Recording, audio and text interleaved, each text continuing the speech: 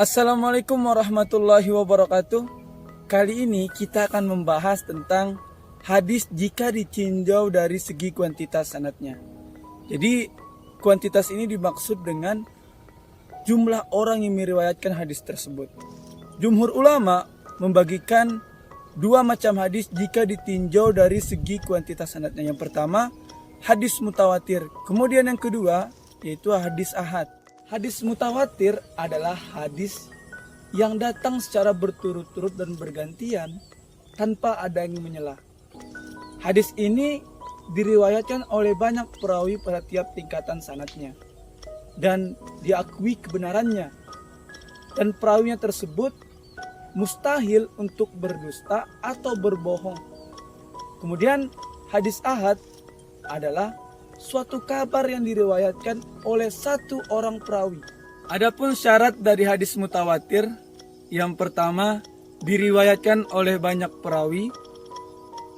Di sini minimal perawinya itu berjumlah 10 orang. Kemudian yang kedua, keseimbangan antara perawi tobaqat pertama dan tobaqat terakhir. Tobaqat pertama berjumlah 10 orang, maka sebaiknya juga tobaqat terakhir harus berjumlah 10 orang. Kemudian syarat yang ketiga, harus berdasarkan panca indera, di mana dilihat dan didengarkan sendiri oleh perawi tersebut. Sedangkan hadis ahad secara isinya itu memberikan faedah zanni, bukan qat'i, di mana perawi hadis ahad ini hanya berjumlah satu orang dan atau di bawah kedudukan dari hadis mutawatir. Bila hadis mutawatir itu diaminkan sebagai minimal 5 perawi, maka hadis ahad di bawah dari jumlah tersebut, sehingga kedudukan hadis ahad berada di bawah kedudukan hadis mutawatir.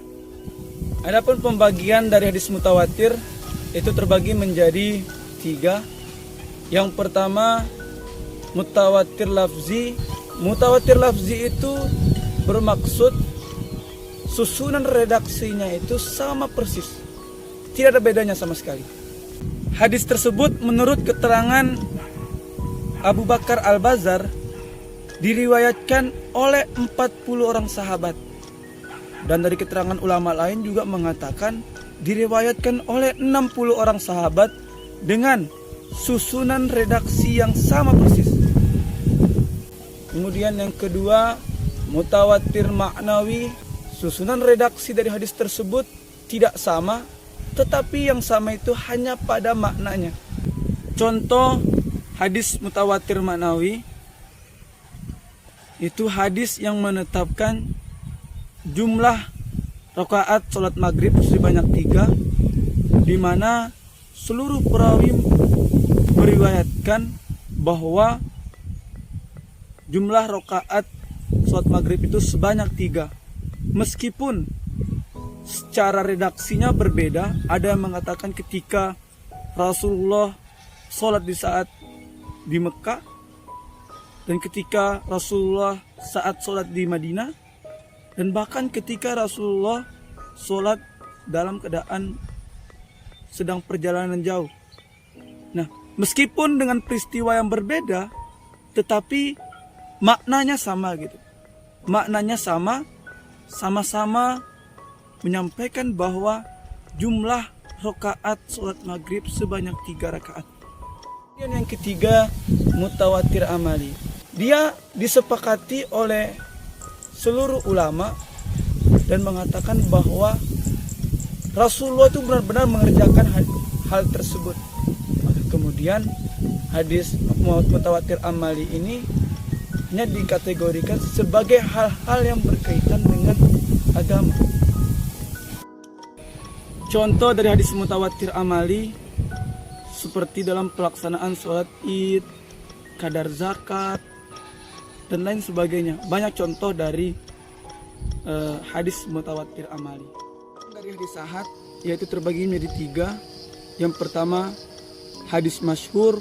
Hadis masyhur adalah hadis yang populer, di mana diriwayatkan oleh 2 orang atau lebih, tetapi tidak di atas tingkatan mutawatir, tetap berada di bawah kedudukan hadis mutawatir.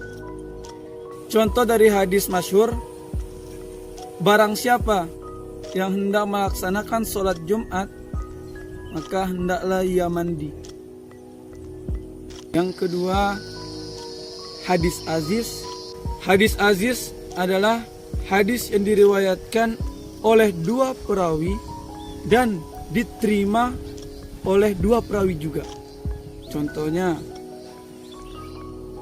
tidak beriman seseorang di antara kamu hingga aku lebih dicintai daripada dirinya, orang tuanya, anaknya, dan sesama manusia. Kemudian yang ketiga, hadis gharib. Hadis gharib adalah hadis yang diriwayatkan oleh satu orang perawi saja, dan dia dalam meriwayatkannya itu dalam keadaan sendiri. Tidak ada perawi lain yang meriwayatkan hadis tersebut kecuali dia sendiri.